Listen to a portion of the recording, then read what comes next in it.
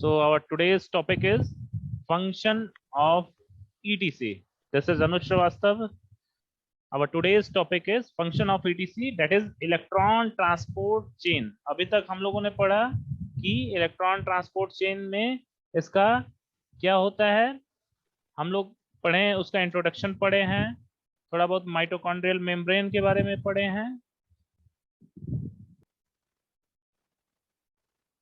तो इसमें हमारा पहला पॉइंट लिखा हुआ है, in ETC the constituent molecules are arranged in the form of, जो हमारा ईटीसी है, इलेक्ट्रॉन ट्रांसपोर्ट चेन है, उसमें जो हमारा मॉलिक्यूल्स है वो उसका अरेंजमेंट होता है। कैसा अरेंजमेंट होता है? इन द ऑर्डर ऑफ, पहला है इंक्रीजिंग रेडॉक्स पोटेंशियल, जो हमारा कॉन्स्टिट्यूएंट मॉलिक्यूल्स है उसका इंक्रीजिंग रेडॉक्स पोटेंशियल के सीक्वेंस में वो क्या कहते हैं, अरेंज होता है। दूसरा है डिक्रीजिंग इलेक्ट्रॉन प्रेशर, ऐसा जो कॉन्स्टिट्यूएंट, मतलब अलग अलग कॉन्स्टिट्यूएंट जिसका डिक्रीजिंग मतलब जो सबसे बड़ा रहेगा वो सबसे ऊपर, फिर उससे छोटा, फिर उससे छोटा, मतलब इलेक्ट्रॉन प्रेशर जिस मॉलिक्यूल्स का जैसे रहेगा वो डिक्रीजिंग ऑर्डर में रहेगा उस मॉलिक्यूल, वो मॉलिक्यूल।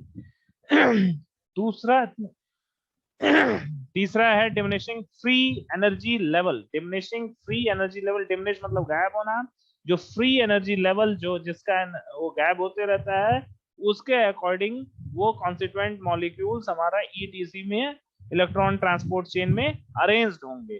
ठीक है, नेक्स्ट पॉइंट है, so long the chain there would be a step by step flow of electron from most negative initial donor to most positive terminal donor. इसमें क्या होगा, जो हमारा इलेक्ट्रॉन ट्रांसपोर्ट चेन है वो स्टेप बाय स्टेप, इसमें क्या होगा, फ्लो ऑफ इलेक्ट्रॉन होगा। कहां से होगा? नेगेटिव इनिशियल डोनर से मोस्ट पॉजिटिव टर्मिनल एक्सेप्टर पे होगा। किसका फ्लो होगा? इलेक्ट्रॉन का फ्लो होगा। कहां से फ्लो होगा?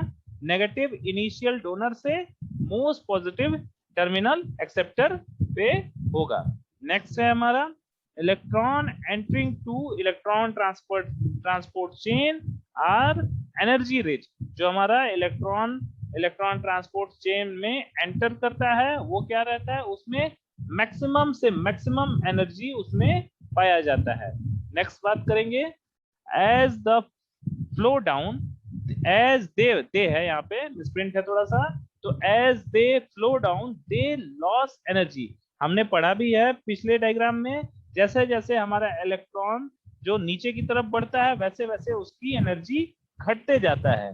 ठीक है, नेक्स्ट पॉइंट है, much of this energy get conserved in the form of ATP. जो हमारे जो एनर्जी है वो एटीपी के फॉर्म में वो कंजर्व होते रहते हैं। जैसे अप से डाउन की तरफ आता है वैसे वैसे हमारा एनर्जी उसमें कंजर्व होता रहता है। Next, in electron transport chain, enzyme bound H is used as fuel for energy generation। जिसमें ये जो इलेक्ट्रॉन ट्रांसपोर्ट चेन में एंजाइम बाउंड H एक होता है जो कि रिस्पॉन्सिबल किसके लिए होता है, एनर्जी जनरेशन के लिए रिस्पॉन्सिबल होता है। नेक्स्ट बात करेंगे, it is available from the dehydrogenation reaction of the substrate oxidation। ये कहां से अवेलेबल होता है? डिहाइड्रोजनेशन रिएक्शन से होता है जो कि सबस्ट्रेट ऑक्सीडेशन में होता है या सबस्ट्रेट ऑक्सीडेशन से होता है। नेक्स्ट बात करेंगे, from hydrogen donating substrate hydrogen atoms are collected by dehydrogenase. Hydrogen donating substrate से हाइड्रोजन एटम को कलेक्ट किया जाता है with the help of enzyme dehydrogenase enzyme से। और कहां सप्लाई कर दिया जाता है उस हाइड्रोजन एटम को? इलेक्ट्रॉन ट्रांसपोर्ट चेन में सप्लाई कर दिया जाता है। किसके हेल्प से? थ्रू एनएडी और एफएडी के हेल्प से। ठीक है, तो electron H plus H atoms is collected by dehydrogenase from H donating substrate and H atoms are supplied to electron transport chain with the help of और through NAD and FAD, ठीक है। Next, they serve as acceptor, carrier and donor of H। ये कैसे क्या serve करते हैं? As a acceptor और carrier और डोनर, H का कैरियर, एक्सेप्टर और डोनर के फॉर्म में इसका इन्वॉल्वमेंट रहता है। नेक्स्ट है, the H atoms soon donate their electron to ETC। और इस तरीके से जो H एटम्स हैं वो अपना इलेक्ट्रॉन्स किसे डोनेट कर देते हैं? इलेक्ट्रॉन ट्रांसपोर्ट चेन को डोनेट कर देते हैं, ठीक है। नेक्स्ट है, these H plus ion soon escape to aqueous medium। तो जो H plus ion है वो aqueous medium में क्या करते हैं? escape कर जाते हैं, छिप जाते हैं, इन्वॉल्व हो जाते हैं, ठीक है। तो H plus ion escape into the aqueous medium of the ETC। Next है, NAD linked dehydrogenase remove 2 H atoms from the substrate। जो NAD linked dehydrogenase होता है वो क्या करता है? 2 H plus एटम को रिमूव कर देता है, कहां से? सबस्ट्रेट से। तो NAD linked dehydrogenase क्या करता है? It removes the 2 H atoms from the substrate, मतलब सबस्ट्रेट से 2 हाइड्रोजन एटम को रिमूव कर देता है with the help of NAD linked dehydrogenase। Next है, one transfer to NAD as hydride ion. एक एटम को क्या करता है? ट्रांसफर कर देता है, किसे? NAD को, और वो किस फॉर्म में? हाइड्राइड आयन के फॉर्म में। And one appears as a medium as H plus, और एक मीडियम के फॉर्म में अपीयर होता है H प्लस के फॉर्म में। नेक्स्ट है, reduce substrate plus NAD plus substrate plus NAD plus H। ये सारे जब आपस में कंबाइन होते हैं तो वो क्या होते हैं? ऑक्सीडाइज्ड हो जाते हैं, ठीक है। नेक्स्ट है, FAD linked dehydrogenase remove 2 H atoms from the substrate. हम लोग पहले भी पढ़े हैं, एक क्या कर रहा था? NAD लिंक्ड डीहाइड्रोजिनेज रिमूव कर रहा था, और यहाँ पे क्या है? FAD लिंक्ड डीहाइड्रोजिनेज रिमूव करेगा। क्या रिमूव करेगा? 2 H atoms from the substrate. Substrate में से 2 H एटम को रिमूव करेगा। नेक्स्ट है, in most of the cases both of them will be accepted by FAD yielding FADS2। जो H एटम्स है कई सारे केस में FAD के द्वारा एक्सेप्ट कर लिया जाता है और उससे क्या बन जाता है? FADH2 बन जाता है, ठीक है। नेक्स्ट है, reduce substrate plus FAD irreversibly oxidised substrate plus FADH2, ठीक है।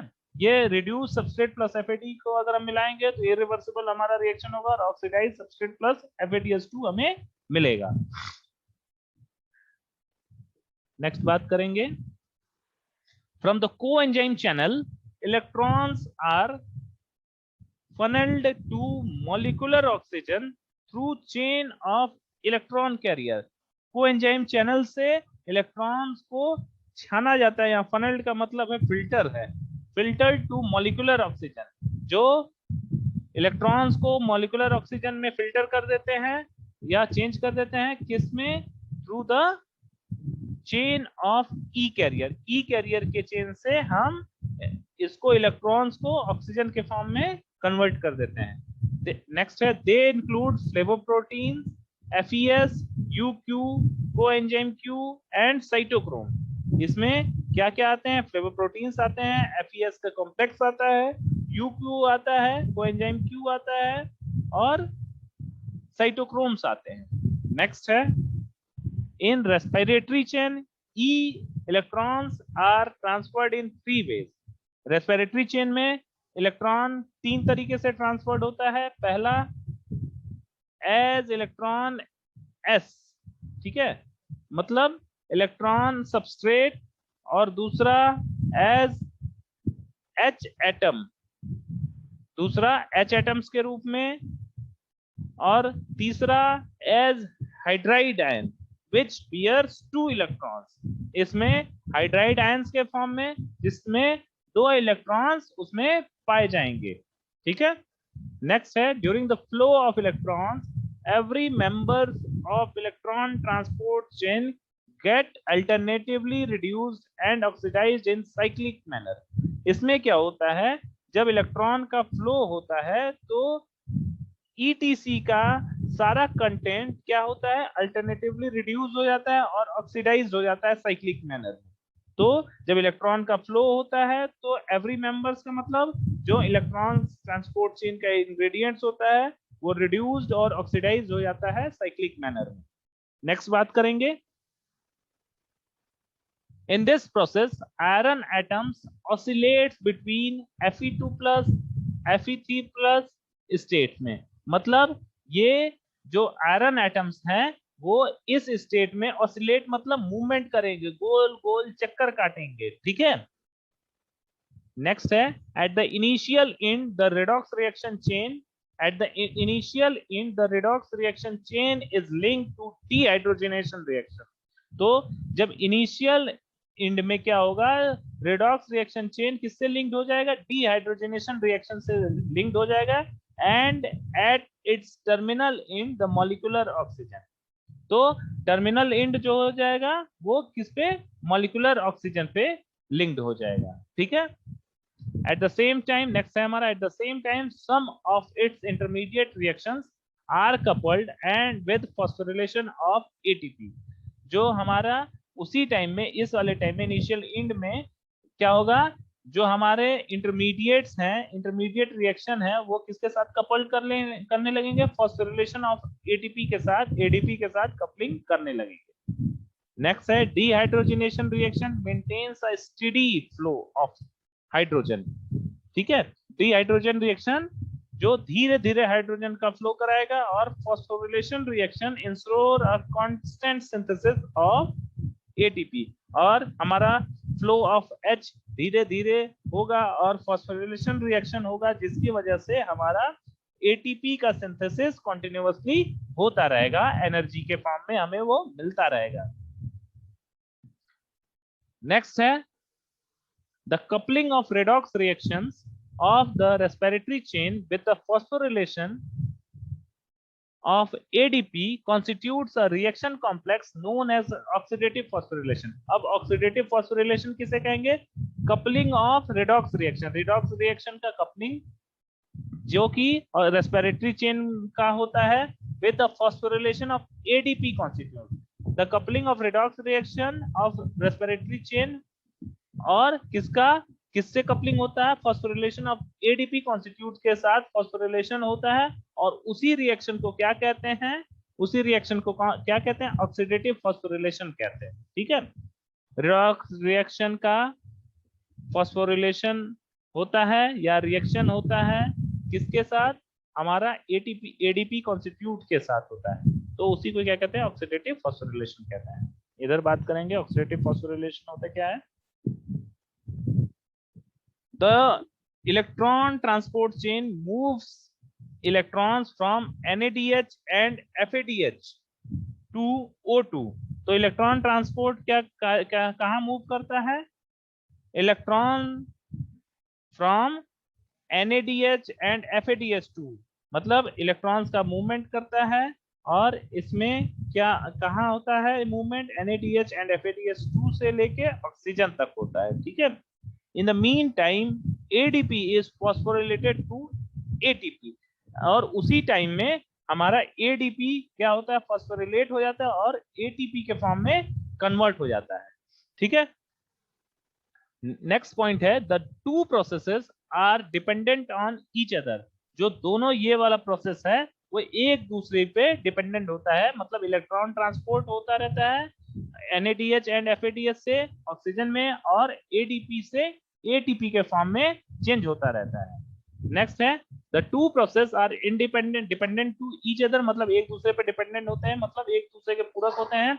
नेक्स्ट है, ATP can not be synthesized unless there is energy from electron transport, ठीक है।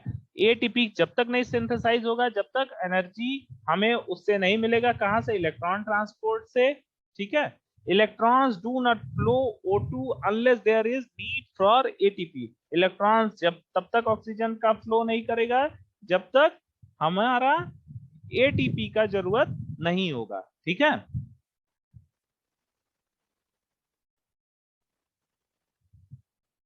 नेक्स्ट है 3 ATP are generated when 2 electrons are transported to NADH2 O2।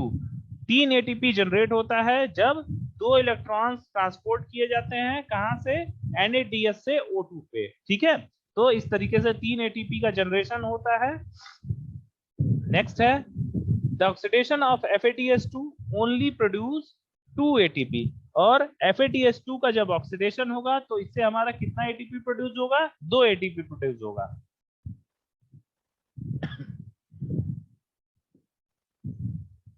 ये हमारा देखेंगे electron transport का चेन का दिया हुआ है, ये फॉस्फोरिलेशन का है। तो इस तरीके से हम लोगों ने डिस्कस किया इलेक्ट्रॉन ट्रांसपोर्ट चेन। ठीक है, बाकी जो भी है टॉपिक्स हम नेक्स्ट लेक्चर में डिस्कस करते रहेंगे। ठीक है।